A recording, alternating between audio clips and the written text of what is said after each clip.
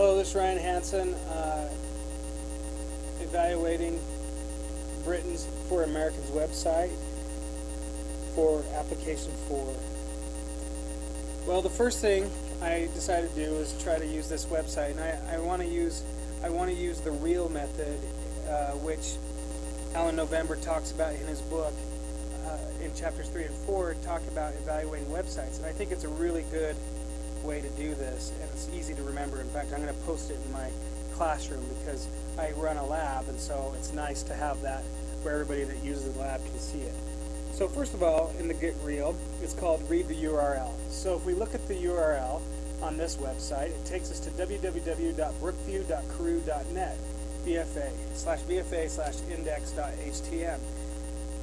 One of the questions you're supposed to ask is, do you recognize the domain name?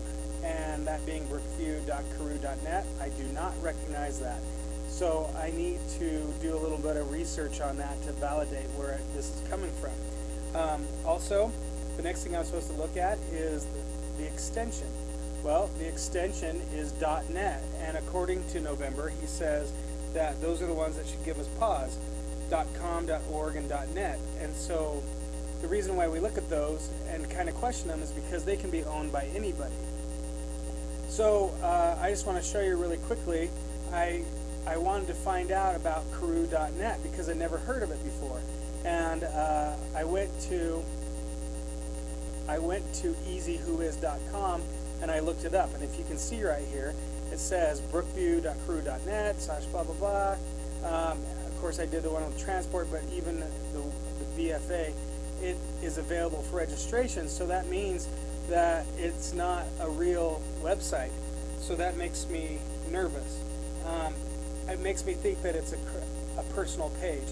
And a quick Google search of carew.net will show you exactly what carew.net is. I love that my computer is so slow. Sorry about that. Hello, let's go. Okay, carew.net.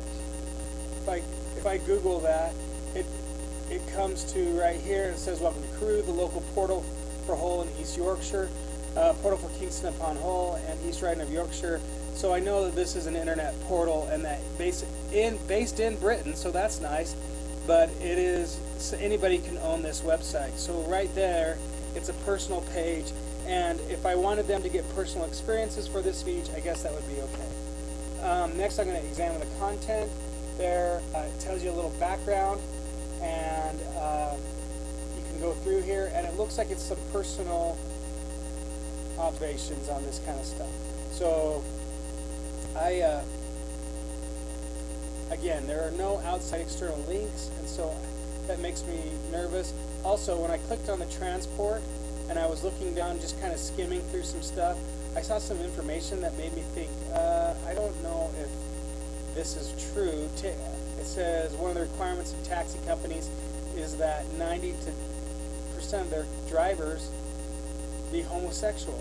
Well, is that true? That sounds like a fact that I've never heard that, and I'd have to do some more digging on that, I guess. Next, I looked, so the content is a little shoddy. Then I went to Who Is, and we talked about that. So that was the ask about the author and the owner. And then finally the links. There are no links.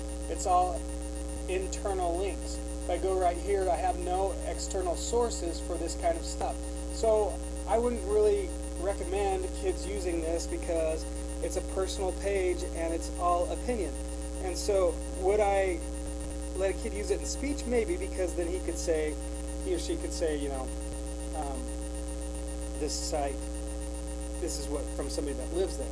Now, in reflection, this process is excellent. I think it's perfect for my kids to know how to find what they're looking for. The real process, I am going to, like I said, I'm going to hang this up in my classroom, and we're going to do a mini unit on it so that they can evaluate sources. This is great for journalism too, because they can't just publish something that's going to be disputed. So I think it's a great process.